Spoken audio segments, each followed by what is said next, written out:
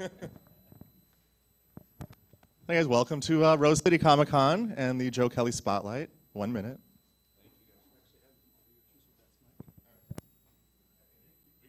We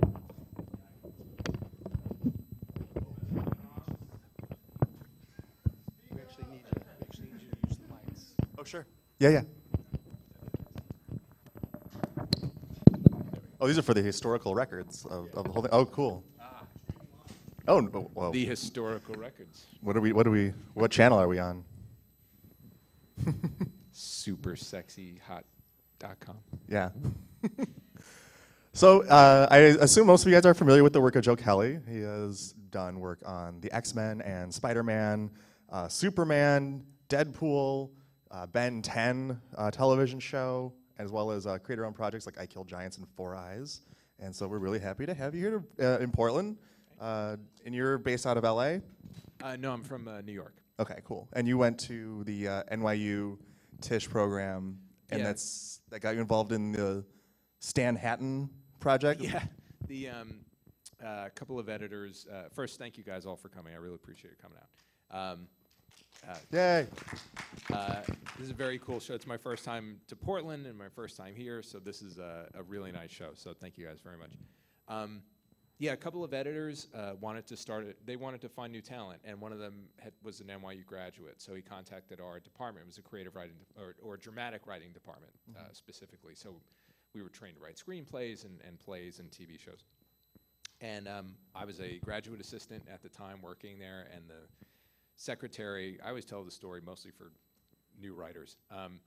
Secretary said on the sly, like, hey, you know, there's a letter sitting on the desk of the director from Marvel Comics, and I have a feeling it's going to wind up in the garbage because, you know, she doesn't really know anything about comics, so maybe you want to, you know, do something about that. So I went in and I essentially stole the letter. And I don't encourage you to commit crimes to get involved in comics, but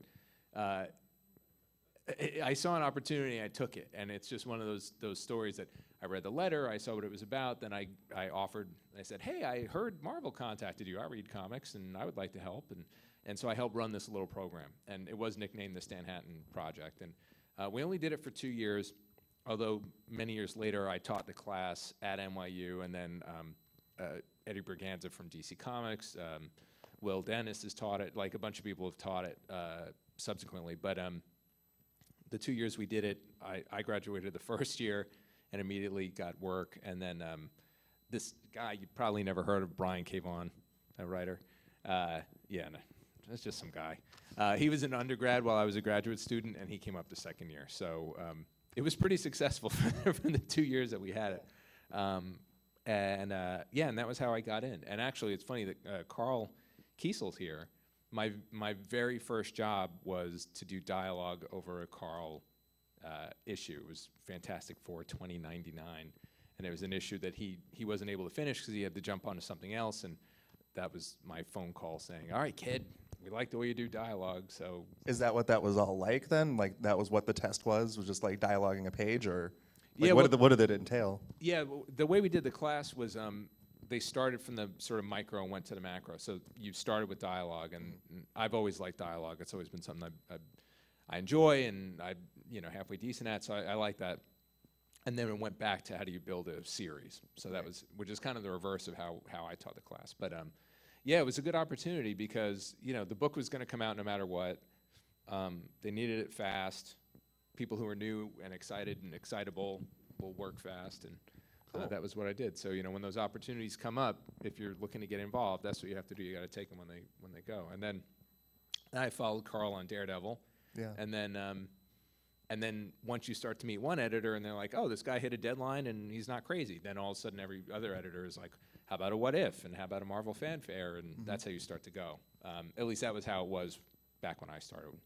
It sounds like it's way back in the day, but it's only 15, 16 years ago, really. Right, and you were on X-Men for a while, and then, of course, Deadpool. Yes. You created quite a big splash there. That was awesome. Yeah, Deadpool is a big cornerstone of my career, and I love Deadpool. I'm very proud of it. I love that he's still going very, very strong. And that was a great time because it was a book that everybody assumed was going to be canceled in 6 issues. So the editor, he was a relatively new editor, Matt Idelson, and it was like, well, all right, we're going to do whatever we want, and we did. and then people kind of noticed it wasn't going away and it wasn't canceled yet, and that led to some troubling times. But overall, it was mostly good. You had some fantastic artists on that. You had yeah, I was very you had lucky. McGinnis for a while and Pete Woods. Yeah, that was awesome. Yeah, and Pete's here too. I haven't said hi to him yet, but yeah, and Walter McDaniel. I mean, I worked with a lot of great people, and on X-Men, I got to work with Carlos Pacheco, and Pasquale Ferry is the first person I ever worked with on an individual, a comic ongoing book with World of Tomorrow, and I met Duncan Rouleau, who became one of my partners on Juggernaut. Like I've been ridiculously lucky with the people who I've gotten to work with. It's really it's been a very charmed life in that regard. Yeah. And you have the collective. You've got Man of Action, you and Joe Casey and Duncan Rouleau and Steven Seagal. Yeah, and you guys all. What I'm really curious about is how you guys took over the Superman books for so long, and you guys worked as like essentially a team. Like the Man of Action team was, for the most part, the Superman, the 4 titles. Yeah, well, we had all met doing X-Men. The guys, all of the rest of them are from L.A. I'm the only New York holdout, and they had sort of were already friends or associates in various ways. Then Steve and I started on the X-Men. Joe Casey got Cable. Duncan drew Alpha Flight. We all liked each other. We all liked hanging out and making up ideas, because you'd have these big summits where everybody would get locked up in a place that looked like the X Mansion, and you'd hang out and make up stories and drink for a couple days, and then go off and do your work. And we had a good time doing it. So then we decided to try to make it more official, and eventually form Man of Action. But we migrated over to DC. Steve and I quit the X-Men. The only people, I think, who ever actually quit the X-Men. But we did that. I did that and then quit Marvel with a baby 3 months due. And my wife is very supportive. And I really thought she was not going to be, but she was all right with it, which was very, very important for me. Because it probably wasn't the smartest thing to give up a contract and a job when you have a baby on the way. But she was like, I know you're going to land on your feet. And then I got hired to write Superman by Eddie Berganza, who actually meant to hire Steve Seagal. He got the adjectiveless X-Men and Uncanny X-Men confused. Oh, I see. So, but he got Superman eventually. Eventually, yeah. Steve eventually got Steve, but he wanted Steve from the beginning. I didn't even realize that until we were about halfway into it. But, but so then, so what you do is, you want to work with your friends. So it's like, oh, well, you should work with Steve, and work with Joe, and eventually we all got together, and Loeb, of course, was there, and I think he probably helped start some of that ball rolling, because him and I had done some, we'd all worked together over Marvel too. So, and then once we had done that, we did the X-Men franchise, we did the Superman franchise, and then shortly after that, Ben 10 started. Right. So, and we had written X-Men Legends video game. So it was all this sort of stuff kind of happened, kind of one after another. That's cool. Once we officially put the shingle out, it was pretty cool. Yeah, and how do you feel about like the transition then between like doing comics and then working in animation? Like how does the writing process change for you? Like, well, it's great. I mean, I'm really very lucky to get to do it. I always say that. I mean, I always try to be really humble about it, and it's genuine. I mean, it's like every day you feel like it could be your last job, and that's just how I am. I mean, I'm sure there are people with much more confidence, but I really appreciate like the fact that I get to do this stuff. And the jump from comics into animation for me personally happened kind of in 2 fronts. We the guys who do Robot Chicken, Matt Senreich was working at Wizard at the time. Oh yeah. And he was talking to an executive at Warner Brothers, and they needed new people. It was always about like, where's the new blood coming from? So he brought us this guy over to the table, Sam Register, for us to meet. And Sam, you see Sam's name on like every Warner Brothers cartoon, and he said, come in and pitch stuff. And we were like, all right, this is a big chance. So we said, well, there are 4 of us, so we'll give you 20 pitches in 20 minutes, which sounds really like cool and Hollywoody. And then as soon as he walked away, we're like, all right, we got to make up 20 things now. We don't have any of these things. But one of them was Ben 10, and that was how that started. And then kind of simultaneously, I had sort of finished up a run at DC, felt like I needed to maybe be in a different place, so left there without knowing what my next job was. But I had met some people over at 4Kids, and a guy named Lloyd Goldfine was running the place, and he gave me a job on Teenage Mutant Ninja Turtles as a writer. Cool. And then I story edited shortly after that. And so I learned animation kind of from two different fronts, which was really great. And that transition, you know, it was hard. You actually can pick up some like sloppy writing habits in comics because you don't have to worry about page count. So, you know, like you can write a 60-page script for a 22-page comic. It doesn't matter. You can do all the description you want. You cannot do that in anything that's timed. So any live action scripts or animated scripts have to be much more tightly controlled. So it was good to get back to my roots. It's all visual storytelling, but it's just the mechanics of it are a little different. Did that change your comics writing then? A little bit, yeah, a little bit. I mean, it's always nice to go back and know you have, you know, unlimited freedom. And if anything, I've taken more advantage of it. Like some of my creator-owned books that I've kind of let sit a little bit, I've gotten back to. And like the last Bad Dog, I just finished a script. It's like 30 pages. It's like, oh well, it's 30 pages. I'm not going to worry about it, you know. So I stay a little bit more fast and loose with the comics. But they do everything, all the writing doesn't matter if I'm going from a kids thing to an adult thing to a comic to an animated show. They all inform the next project because of either stuff you're not allowed to do, things you are allowed to do, things you wish you could do.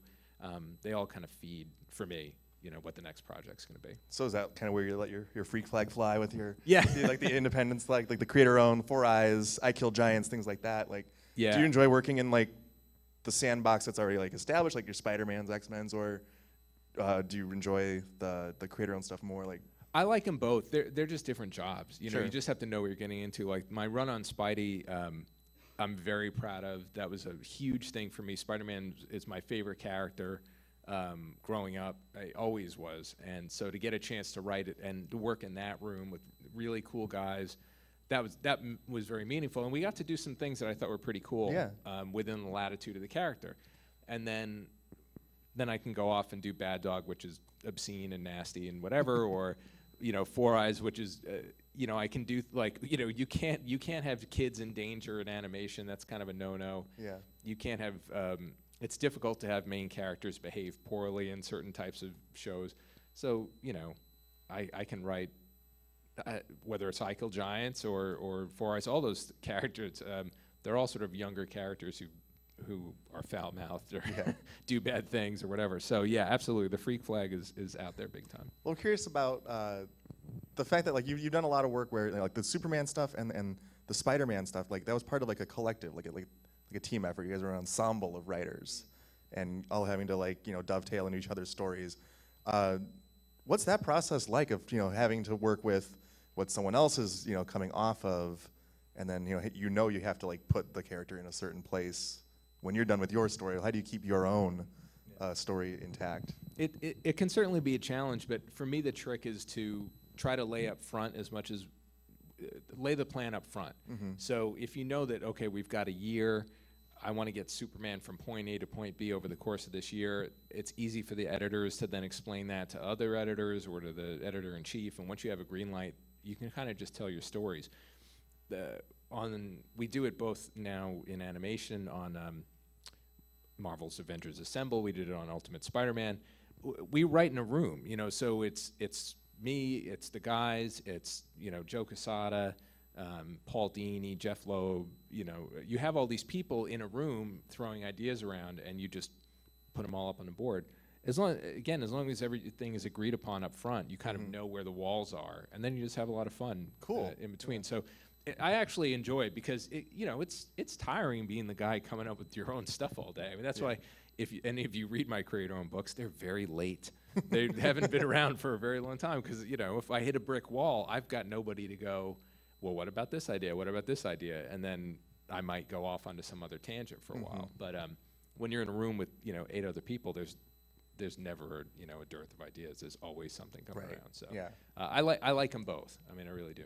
So outside of comics, like you're so busy, you work in all these different mediums. Like, what are some of what do you gravitate towards in like your time off? Like films, television, books. Like, what do you like to keep up on? Yeah, film primarily, I think, because I've always loved movies. It was what I sort of went to school for. Ride motorcycles when I can, not as much as I would like to. And I'm getting back into visual art. That was sort of my way back in in the day undergrad kind of thing. I was a visual artist and just sketching and a little bit of sculpting just to kind of get those muscles back. I read a ton. I'm constantly reading books of all different genres, and the movies I watch really run the gamut from all the blockbuster stuff to really weird independent. I tend to skew towards more independent weird stuff because I'd like to direct one day. I'd like to give that a shot, and it's trying to figure out what project I could write that I could actually afford to shoot. So I'm trying to learn from people who have already done it. So any plans on leaving comics then to do that, or just stick around? The beauty is that I don't think you ever have to leave comics. You know, I'm working on projects now that I have no clue when they're going to come out. Comics projects. I have a new book that I just started that's going to be a pretty hefty graphic novel. I think by the time it's done, there's no timeline on it. You know, like the Bad Dog issues that we just finished, they show up at the end of this year, going into the beginning of next year. These things, you know, comics are there, sort of just waiting to play with, and I love the medium. Like I would never give up comics to do this other stuff. You have the most freedom, you have the best budget, you have, you know, all these great, wonderful things you can do, and because of things like Ben 10, we're lucky enough as Man of Action that I can do these things that might not necessarily be obviously commercial successes and not worry so much, which takes a big load off. I mean, the people who are, you know, in the trenches and working really hard trying to sell a book that's maybe a little different and not mainstream, it's hard. I mean, it's really hard, and you're paying your own artist, or you're not. Nobody's paying anybody, and you're just hoping somebody's going to find it word of mouth. So it may take me a little while, but I can at least do that or afford to do that, and that's a luxury. I mean, that's a real gift. And I Kill Giants has been showing up in school curriculums too, right? Yeah, it's actually been really cool. I Kill Giants was one of those stories that I kind of knew as I was writing it. I don't say this lightly because I don't say this often. I knew it was special. Like, it was special for me. I write stories that I think are cool or I enjoy, but that one I was like, from the instant, I was like, all right, I know this is going to be good. I wrote it on a yellow pad sitting in a physical therapist's office with my dad because he had just lost a leg for diabetes, and I wrote the whole outline like in an hour, you know, because I knew what it was going to be. And then it took a while to actually write it and develop it. And, you know, like your question before about film or other script writing modes, I wrote a script of it at the same time, a film script, because I just liked the story so much. I felt like since it was self-contained, I could do both. And I sent that to a friend. It was actually Joe Casey's wife. She works at Nickelodeon. She sent me a whole bunch of notes that then informed the comic, because it took the comic a long time to get drawn. I had that comic script for a couple of years before I had the right artist, because it went through different people who either couldn't work for free, because you know, it's a little independent book, or the timing wasn't right or whatever. You know, like, it's the list of people who almost drew that book. It's pretty remarkable. And then I met Ken at a convention in Spain, and he could draw a whole bunch of different styles, and he was a young guy, and he was like, yeah, I'll do it. He played it all really cool. I didn't know he was a fan. Oh, yeah. He killed it. It was fantastic. Oh, yeah. And he's the one who, you know, he said, I can do it, but only if I do it in sort of manga style, because I can draw it quickly. And then he was the one who came up with the bunny ears, because originally she was going to be sort of based on my daughter and have like crazy curly hair. And he's like, in black and white, it just looks like spaghetti on her head. Like, I don't like it. But if she's sort of weird, what if she wore these ears? And they're so iconic now. Like, it just goes so great. So, and he's an unbelievable illustrator. Like, his style looks so loose and relaxed, but he's a meticulous designer. Like, if you've ever seen Titan Edition, like, he has blueprints of the house, he has blueprints of the high school. Like, he has everything figured out before he starts drawing. He's very, very hardcore. Very cool. Very cool. What do you say we open it up to some questions from the floor? Yeah, if you guys have questions, please.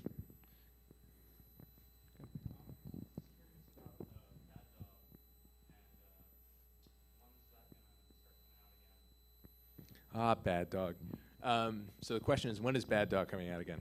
I just finished the Vegas arc, and it's been solicited because I had made the mistake of thinking I was working faster than I was. I solicited books that ended up not coming out, which I'm very embarrassed about. And then I just made the pledge I'm never going to do that again. So Bad Dog 5 comes out in November. 6 comes out in January. Then I'm sure there'll be a little bit of a break. Then that'll be the first 6 will be collected in a trade sometime in the spring. 7 is being drawn right now. So then the next arc, I guess, will start end of spring going into the summer. Diego's on board. He's a super hard worker. So, and it's, I love that book because it's sort of, in some way, it's like an extension of Deadpool for me. Just pushed a lot nastier and without any kind of modicum of restraint or good taste that might have been on Deadpool. Yeah. But I love the book. I love Diego. He's incredibly talented. So there's definitely more coming. So, there's a question in the back. That young man back there.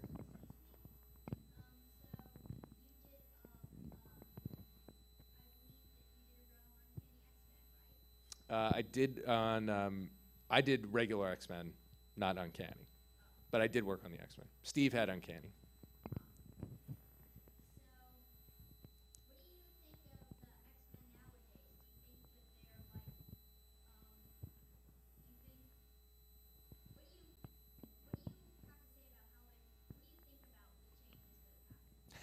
So the question is, what do I think about the X-Men currently? Believe it or not, I don't really keep up with a lot of comics that I've worked on after I stopped working on them. Not for any kind of like, oh, I don't want to see what they do. I just you spend a very long time working on a certain character or a project, and then for me, I kind of need a little break. So I just don't really follow it. And for me to follow monthly comics is really difficult. So I tend to pick up original graphic novels and more independent stuff. So I honestly, I'm sorry, I can't give you an answer to the question. I don't really know. I don't really know what's going on in the X-Men right now. Real quick to follow it up, is there any character or series that you would revisit that you're dying to get back to, whatever? Other than my own creator-owned stuff, which I've stalled myself, I would love to. I would do more Spider-Man without question, just because he's my favorite. There's constant talk about Deadpool, but I just I don't know if I could. It'd be a little weird to go back to it, even though I love him to death. So it's cool when I can do little one-shots and stuff like that. It would be great to do X-Men again. Steve and I had a lot of big plans for X-Men that never got to come to fruition. So it'd be fun to do that. But no, I tend to more think forward. Cool. Things that I would like to try. I'd like to do the Spectre someday. Like of mainstream characters, or I don't know. There's a couple of JLA characters that'd be fun to play with, and or to go back to like Justice League Elite. Like I thought. Oh yeah. I thought we were onto something pretty cool there, and there were things we didn't quite get to do. So if you haven't read Action Comics 775, that introduces Manchester Black and the Elite. That's an amazing series, and the follow-up, Justice League Elite, that's one of my favorites. Oh, thanks. Yeah. Yeah, you and Doug Monk, great team yeah. together. Yeah, Doug's incredible. Doug really, he brought all the weight and the grit that was necessary for that book to succeed. He's so talented. He's really, really great. So. I don't know how much you keep in touch with your past collaborators, but whatever happened to Walter McDaniel? He's my favorite Deadpool artist, and I never saw him do anything after Deadpool. Yeah, Walter got involved in toys and toy design. So I have actually been in touch with him. He actually lives in China, and he's got a toy company and an animation company, and he's doing very well. And I'm trying to think of the toys that he makes. I don't think have necessarily made it over here, but and the cartoons, the cartoon animation studio is brand new. So, but yeah, I do actually get in touch with him once in a while. So, yeah.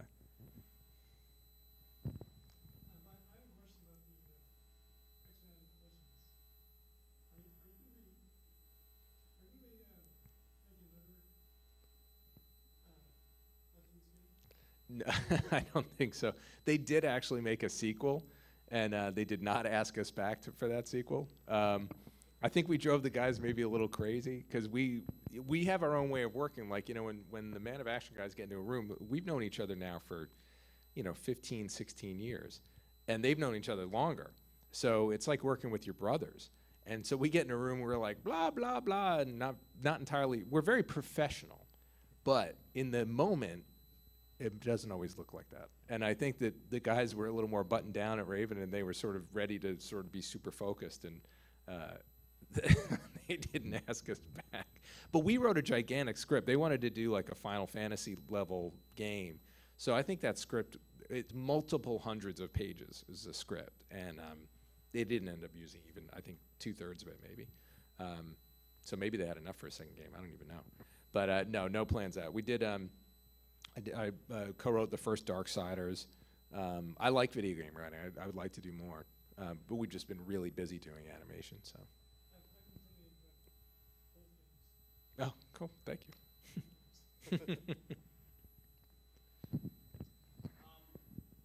the pleasure of course, collaborating with so many amazing artists: Doug Mackey, Ed McGuinness, Kano, Carlos Bachlo, Chris Bachlo, sorry.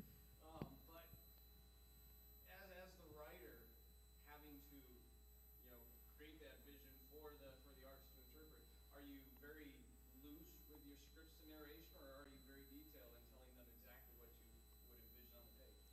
It depends on who I'm working with. But in general, I try to leave it open because I know I don't like it when people tell me everything to do. Like if I don't have a little bit of latitude within my job of, okay, we want to tell this type of story, but you go do it your way. That I'm okay with. But if somebody tells me I just, basically fill in the blanks, then it's boring. So I try to do the same thing. I try to keep the plots kind of loose. And if there's something that's really specific, a storytelling device, a moment that has to happen. I was trained to write for the page. So a lot of my scenes will end on a page turn, or a moment happens at the bottom of a page that leaves you with a question. It's kind of a subconscious, subtle thing, but it's just the way I was taught. Those things are important to me. I never wrote in like the old school Marvel plot style, where it's like pages 30 to 17, 70, Hulk and Thing have a fight. Go make it look cool. Like I just don't do that. I can't do that. I actually worked with a old timer artist once who called me up and was like, could we do this like Stan and I used to do it? And I was like, what do you mean? He's like, just call me up on the phone and tell me the story, and I'll just go draw it. And I said, I don't think I could do that. I'm sorry. I feel like I'd be stealing their money. Like that's not really my job. So I try to leave it open. And like the graphic novel that I'm doing right now, I gave the artist total latitude because he was complaining about over designing for somebody on a different project. So I'm like, I know you can design, so whatever you send me, that's what I'm going to get. I don't care, and I don't think it'll be a mistake. I think he's super talented. So I wouldn't do that with everybody, but I do that with him. And I've been really lucky, like Max Fiumara on Four Eyes. Like, I've had a lot of people ask me if I drew that book because it's so tight. Like, it's just his vision and my vision are so lined up. And then I made the mistake of being too slow and getting him hired at Marvel, and now he's like super busy. He's doing all his Dark Horse work. But he's just, it's like another piece of my brain, but one that can actually draw, so it's really cool. So I love it when I find somebody like that. So it really depends who I'm writing for. Yeah. Oh, somebody had a question. Yeah, okay. You just reminded me, actually, on the topic of unfinished series. Of which I have many. Steampunk, Volume 3. Can I just say when? I was just talking to this gentleman about steampunk. So right now we're talking about trying to reprint the first half. It's technically half point. We had blocked out up through 25 because it was a cliffhanger book with a high budget. The sales didn't match the budget, so they canned it.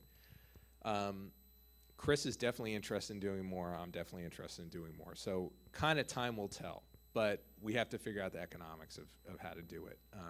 But it's a pretty cool time for, not just creator-owned books, but specifically sort of the throwback of people who liked the book, when steampunk came out. Like, it's kind of a nice time to sort of tap back into those fans and say, hey, if you want more, we'll do more, and people seem to want to. So I know Chris is up for it, and I'm up for it, so we'll see. We'll see what happens. So thanks. You had a question before. Yeah, you were talking earlier about movie stuff, and a while ago I was reading the Deadpool movie that you may or may not made ever that's based on the comic books. Do you have any involvement with that? No.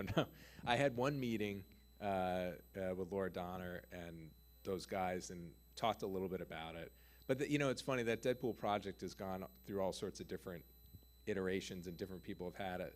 Like at one point, David Goyer had it, and I was like, well, I should probably call and, you know, just put my hat in the ring. And I called the company, and they're like, I was talking to his assistant, and she said, oh, no, we're not doing that project. You've been misinformed. It was just something in the tabloids. And I go, really? Because, you know, like Jeff Johns told me to call because he's friends with David Goyer. Oh, you're friends with Jeff Johns? Of course. Yeah, I've been reading all your comics and cataloging. I'm like, oh, okay, great. But, you know, the thing about on the Hollywood side of things is that without the track record, especially for something like a superhero film, they're reluctant to sort of hand over the reins to somebody with unproduced credits. So the last draft, I believe, is done by the guys who did Zombieland, which is supposed to be a pretty funny draft. So I would love to, but I'm not involved at this time. But hopefully I'll get some other stuff. I mean, there's other things in the works that would be live action that would, if they go, might help facilitate something like that. So, yeah.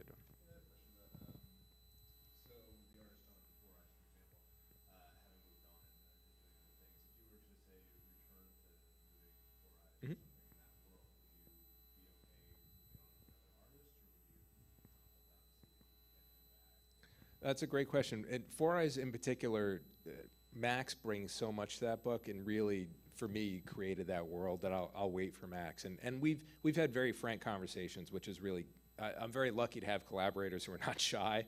And so, you know, when he's like, I'd like to wait, but I'm not making any money, and I go, okay, I get it. So like his first availability literally is July of next year, but issue 6 is drawn, issue 5 is drawn. So I'm up to 6, and I'll just make sure that I have scripts ready so that when he's ready, they're there for him, because he said he is committed, and I know he means it. Like, I know that if he'll make his bank over the next couple, because, you know, we certainly don't make the money on Four Eyes that he would make doing even doing the Dark Horse books, but a Marvel or a DC book, you know. But I think he'll make his bank, and then I'll say, okay, here you go. Now, if he said he couldn't do it, then it would be like, okay, well, if I'm going to move on, it has to be with your blessing, and then we'd figure out some way to, maybe he would do layouts, or maybe he would handpick the replacement or something like that, because we also co-own those things. Yeah, it's something I try to do as often as possible, because I think it's, you know, I can't pay what Marvel and DC pays if I'm paying directly, but you know, they're working really hard. I mean, so the artist, I think it's so critical that they're invested in some way. And sometimes it's on a sliding scale depending on how new somebody is, or, you know, how, if they are taking a rate or not taking a rate. You know, Ken drew I Kill Giants for free. I mean, he's a 50-50 owner. I mean, that's just the way it goes, you know. But it depends on that relationship. So I keep secretly hoping that Dark Horse will stop putting out Hellboy comics so that all of a sudden he'd be available, but I don't think that's happening anytime soon. Oh, yeah, thank you. Yeah, he's super talented. So thanks. Got a question in the back?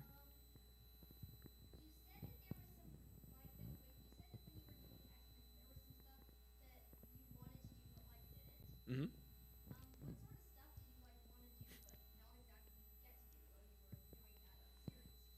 That's a good question. My memory is not super great about that time, because it was a while back. But we did have a story that I still love this story, and we've talked about it before, so I don't feel too bad talking about it now. We were going to do a story where essentially Magneto, the reason that him and the X-Men were always fighting, he felt, was because they didn't understand what he had been through.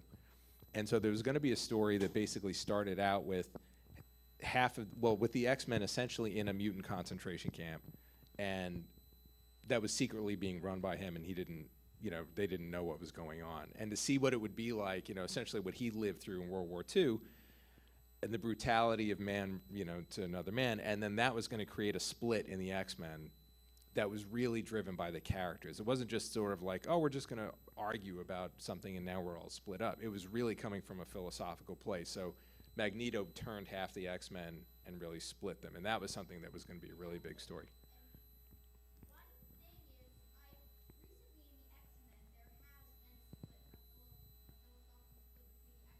Mm-hmm.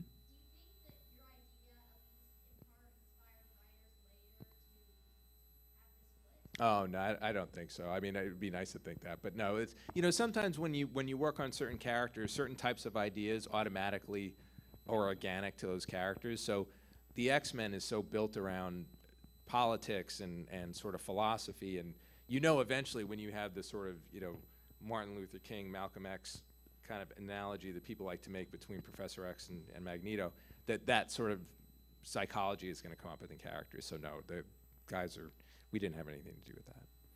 But that was one of the stories we wanted to do. Oh, thanks. Is there a question? Yeah. So you mentioned that you read a lot of books and watch a lot of independent films. Is there anything that you found particularly inspiring? Like what inspires your work? Yeah, I'm really digging. I pronounce his name wrong all the time, but that Nicholas Winding Refn. He did Drive and Only God Forgives and Valhalla Rising. He's this very not an obscure director. He makes these big crazy movies with Ryan Gosling, but Chan-wook Park, who did Old Boy. For a while, I was just absorbing all this Korean film because I just love the storytelling is so different, and they'll do things that are not traditional for us, but are based in the roots of their storytelling, and then you can sort of take that and apply it to your own work. I like horror movies, but I don't like. I'm not a big slasher movie fan, but I like sort of interesting horror movies. And there's a movie called I Saw the Devil, which is really insane. I forget the director's name on that, but that's a intense film.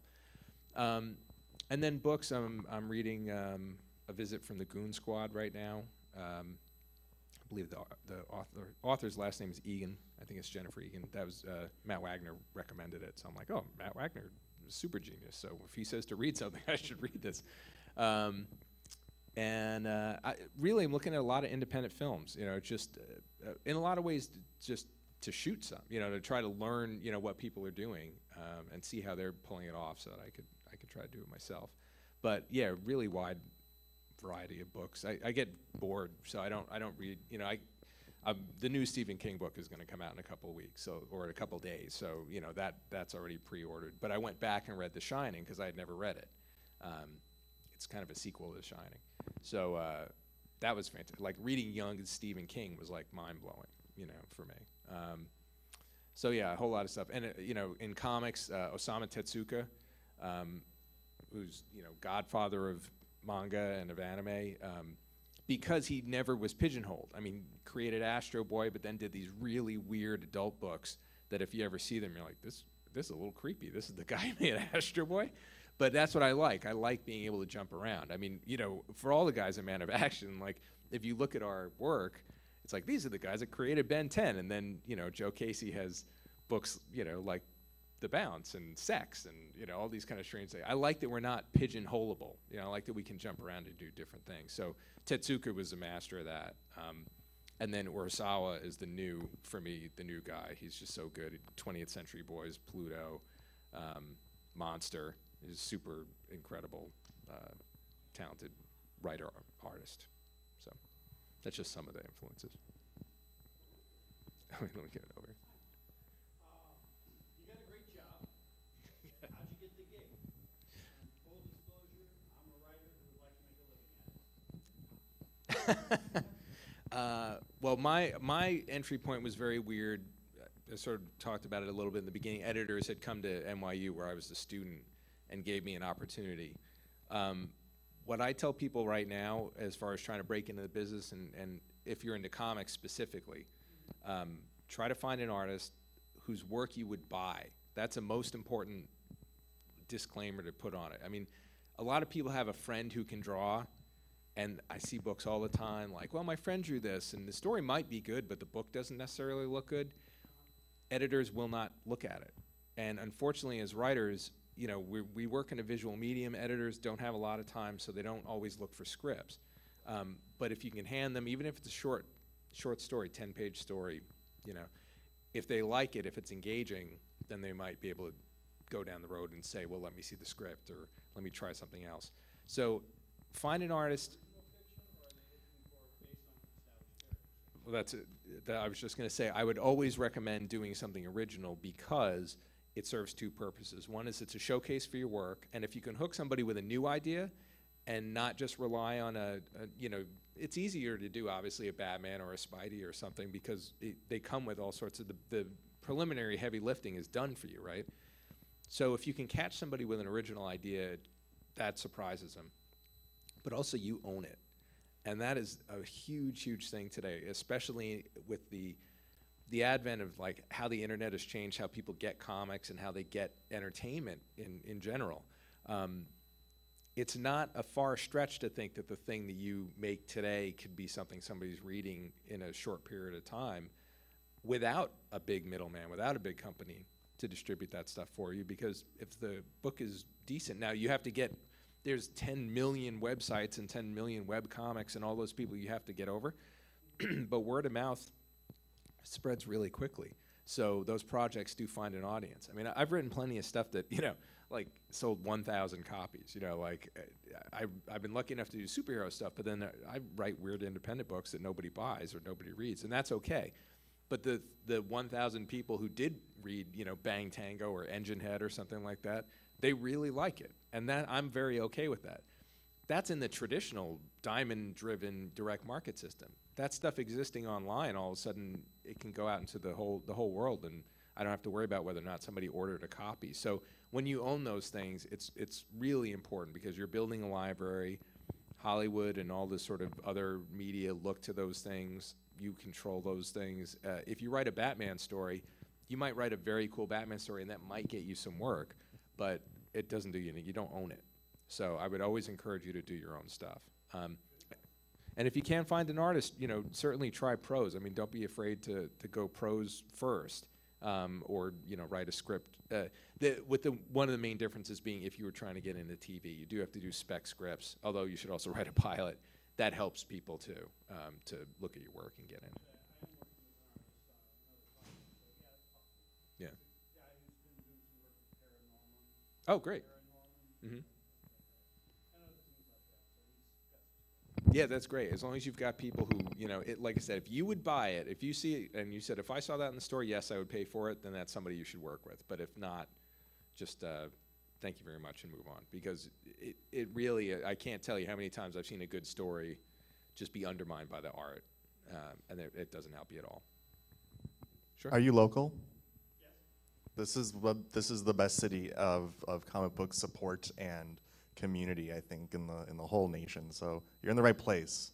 So yeah, there's a really strong community here for sure, and it's nice to see. I mean, I only see it peripherally, but you just sort of know, like, this is a good place to be. Yeah, so yeah, keep going, keep swinging, and, you know, write a little bit every day. I mean, you know, it's the sort of things you'll I'm sure hear from a lot of people, and I always try to tell people also you got to pay yourself first. So whatever that means, whenever you have the best energy of your day, you have to try to make that your time to write. As a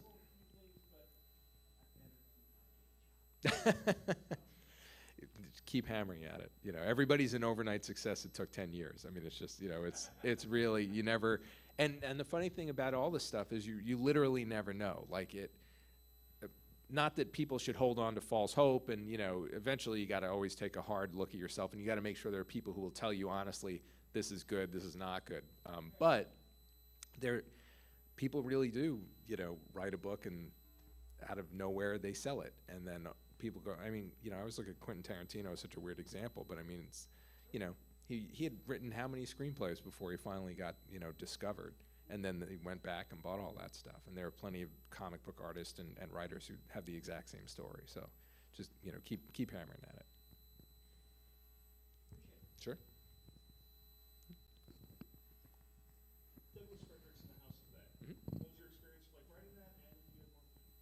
I loved writing that. I wanted to do a kid's book for a while. It was sort of my first crack at prose. I was a little nervous about writing some prose. Ben Roman is super talented, and I was very lucky to get him. And I would like to do more kid stuff. It's funny, getting so involved, though, in animation, it's almost like that corner of my brain is so full that's why I gravitate towards like a Bad Dog or Four Eyes or something, because I'm already doing a lot of the kid stuff. But I would definitely do more. You know, I'd love to work with Ben again. And then that book, you know, hopefully is something that I can get around to other people. But you know, it doesn't get really ordered in comic book stores. So, because it's not a comic, but it's I don't have like a deal at Borders or whatever, or Barnes and Noble. Smarter comic book fans give it to their little cousins and nephews. Oh, good. I've got to market towards more guys like that. But it's a kind of, you know, that's one of the neat things, that things do stay on the shelf and they stay in print. So you just have to get it out there. That's honestly the biggest challenge I think of any creator, is in the universe of the internet where the entire world is at your fingertips. How do you get above the noise? And it's hard. It almost marketing becomes like another job, you know. And I like going on Twitter and stuff, but that's about all I do. And I look at some people. I was just reading some other professionals' websites today, and I'm like, man, they really spend time and make this really nice. So I'm trying to. I know as a company we're doing more of that with Man of Action, but individually I find that hard to keep up with. It also becomes a very convenient excuse not to write. So it's like, oh, I gotta go online. I gotta get the word out. Yeah, yeah, exactly. Apart from additional, future Ben 10, do you or the other Man of Action creators have projects that we can be expecting over the next 12 months that you can give us a heads up on? Yeah, absolutely. We have a new cartoon called The Seven Seas. It's the letter C. It's a French production that I don't know where its home is going to be yet in America, but it's definitely going to come on in Europe. It's a CG cartoon that we've been working on for quite a while that I'm really excited about. We have live action projects that are in pretty deep development. I can't really say exactly what they are yet, but one of Steve Siegel's books is very close to being greenlit as a live-action TV series. One of my books we're about to take out to shop around. I have this script of I Kill Giants, which I'm really proud of, and that's been picked up by somebody that we're trying very hard to get that financed. So there's a lot more coming from Man of Action. Joe Casey has they just announced, what do you call it? Not Two Faces. Officer Down is going to be directed by a clown from Slipknot, which I just love saying. I just think that's the funniest thing. But that's a very crazy, over-the-top, violent book. But so Joe's got that going, and Joe's super prolific. I mean, Joe's always putting out comics, much faster than we are. But Steve Siegel has Imperial coming out soon. He's got a thing called Camp Midnight coming out soon. So we've constantly got books coming out. Duncan's got Great Unknown. He's actually finishing that up soon. That's a miniseries from Image that's already been, it's over at, I forget which company has it, but the guys from Lonely Island who do all those Saturday Night Live skits, Jorma Tacone, he's the director for that, so they're just trying to get that greenlit. So there's a lot of stuff going. It's and then all the stuff we're doing with Marvel still. So there's plenty of stuff coming. And then I do have these other books that one of them is kind of a adult sort of sci-fi thing. I have another sort of kids project coming up that's a high adventure story. More Bad Dog, eventually more Four Eyes. So yeah, lots of work coming. None of us want to stop. I mean, we like what we're doing, and right now it's a really good time. And sort of Ben 10 has obviously helped people know who we are, which I couldn't be more grateful to that. I mean, it's mind-blowing to think like you make something up one day and it's on in 180 countries around the world, and obviously not wholly because of us. There are a lot of great people have worked on it over the years, so they really care about it. They work really hard, and it's wonderful to see. So yeah, lots more coming.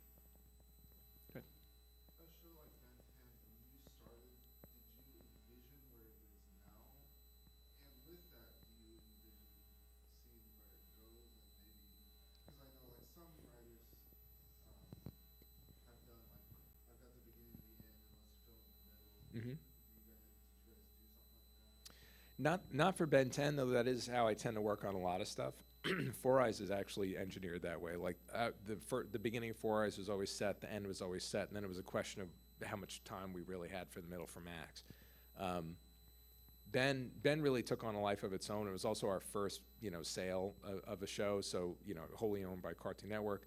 I think that, in a Monday morning quarterback kind of way, we would have done a little bit more of the classic Ben, just because it had a lot more legs, I think, than maybe we gave it credit for. But the way that the production cycle works in animation, at the time, Cartoon Network felt like Boys Action had a half-life of about 4 seasons, 5 seasons. So they figured make the 5th season a new show and just see what would happen. So it was actually a pretty interesting experiment. But by the time Alien Force came out, Ben had sort of started to head towards its apex. So it was like that we could have done more classic Ben. And that's why now you see we've sort of gone back with Omniverse to a lighter, sort of more bouncy, a slightly more kid-friendly version, because the 2 ones in the middle were a little more dark. So I would like, a series like that you really do keep open-ended. Cartoons are generally built to last, with the hope being like new kids will find them. You just want to sort of keep it going.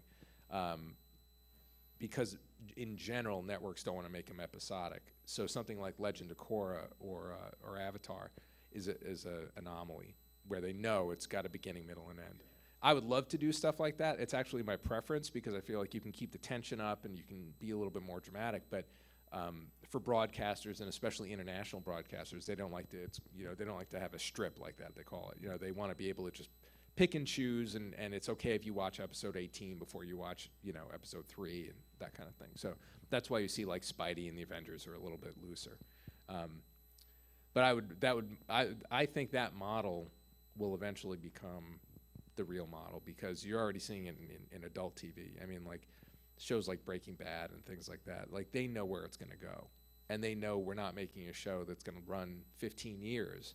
It's okay. It's going to run 6 years. It's okay. It's going to run 5, 7 seasons. It doesn't matter.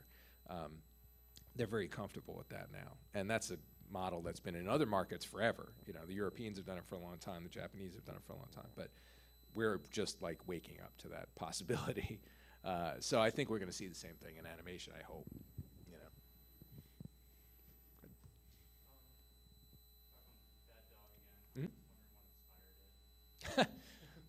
Bad Dog was supposed to be the book where I was not going to worry about plot, and I was just going to do whatever deranged, fun thing struck me each month.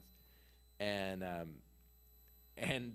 it didn't quite go that way once I went to Las Vegas. They got really stuck, because all of a sudden there was a lot of plot. But Bad Dog was really inspired by like really all of my darkest like junk. Lou is a character who has a lot of potential and is not living up to that potential. And the whole first arc is essentially he's getting signals from the universe saying, you're kind of wasting your life, you should do something about that. So ultimately it's a story about faith, it's about potential, it's all as crass jokes and all this kind of stuff that I can put in, but they all actually do serve a greater purpose. It's really about this misanthropic, anti-hero in kind of a literal sense, who doesn't really know where he fits and is paying for sins of the past in a big kind of way, and playing that out funny, but then always undercutting it with like some serious drama. So like I said, it kind of goes back to Deadpool. It's sort of like, not that Lou is Deadpool by any stretch, but it's taking that guy or taking those the story tricks that I would use for Deadpool and just playing them out, in a new arena. But I honestly genuinely love Bad Dog, and I love being able to do the nasty things with the various characters. And it's not something muscles I get to stretch very often, so it's kind of fun. And it's also nice to work on a book that it's just going to be a comic. Like I really don't think the day is going to come where somebody's going to call up and say, we want to do a Bad Dog TV show, and that's great. That's really okay. So there will be more coming. We're good. If they could figure out a way to make Lou and wrote a check, then fine. I don't know who would put that show on the air, though. Good. Heated debate online. What is your opinion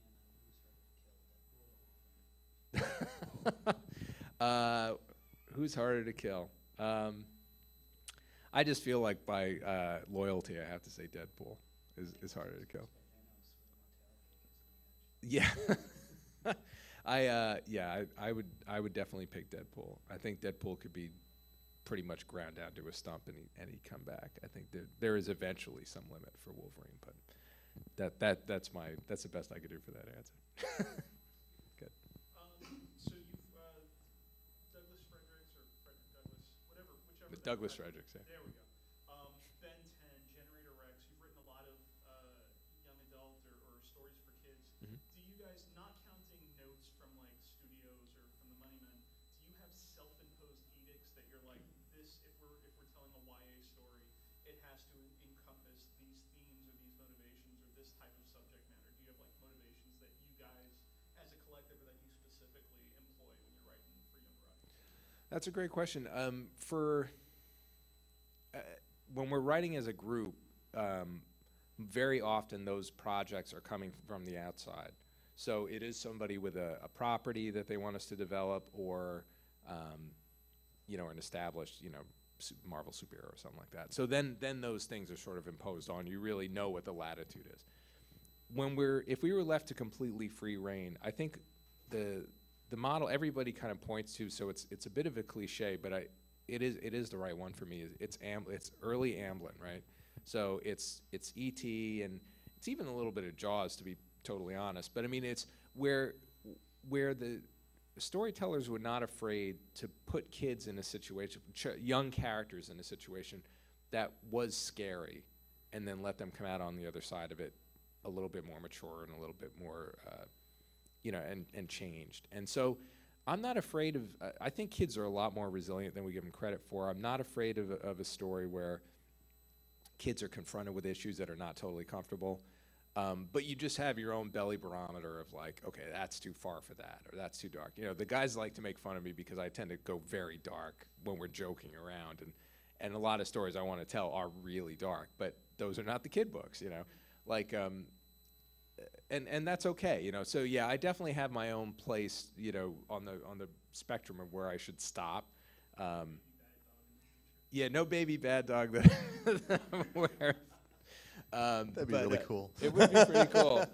But it's my goal is to, if I'm writing a YA story, I want to make sure they laugh. I want to make sure that they learn something, but that it's subtle. I don't really like. I mean, Douglas was the first crack at that, so I think it's maybe it's a little heavy-handed, but maybe not. I don't know about questioning authority. I feel like it was a good one, but I want kids to discover, like the way I would discover projects when I was, young. And I think now my sort of sweet spot would probably be more of the preteen is sort of who I might write for. But I do like the younger books too. Sure. With the having done playing in the sandbox of like Spider-Man and Superman, but like jumping to TV, is there like any classic young adult show that you would love to just get your hands on? Oh man. I don't know. It's funny. We were just talking about this the other day, that like we don't live in a land where, like when I was growing up, you had like A-Team and Knight Rider, and you had all these goofy shows that like they were just fun because they were big dumb shows. Like it didn't matter. Now everything's so serious and grim, and but I don't know what I would go back to. As far as I like to update things for sure. Like I like Ben 10 a lot because it reminds me of Johnny Quest. Oh, and sure, things like yeah. that, like the boys' adventure stuff. You don't see enough of that anymore, but like. Yeah. Well, no, I always wanted to do the Herculoids, and play that really as sort of fun, straight up science fiction. We did start a Johnny Quest book that sort of died on the vine for a number of reasons, myself included. I like the Dark Space Ghost that we did, but that's really dark though. Yeah. Did they put a trade out of that, or is that Yeah. still just an issue? Okay, good. Yeah. Yeah, that you can get in a trade. That's a fantastic series, and Olivetti, the artist on that. No, he's awesome. So yeah, I don't know. There was a really this is completely the most obscure thing ever, but it's always stuck in my head. There was a show that they did like 7 episodes of because it was apparently not so good. Yeah, I think we gotta go. But it was called The Quest, and it was basically about a bunch of disparate people who were all related to some dude who had left them $1 bazillion, but they had to like go through these trials to take it over. It's the dumbest idea ever, but I was like, I kind of think it would be good. It's always stuck in my head, so that might be one I'd go back to. But we just try to make up new stuff, so. Cool. I should. Awesome. Well, thank you guys for coming out Guys, to the thank you Joke very Live Spotlight. much. Thank you, Joe. Thank you. A pleasure. Thank you very much.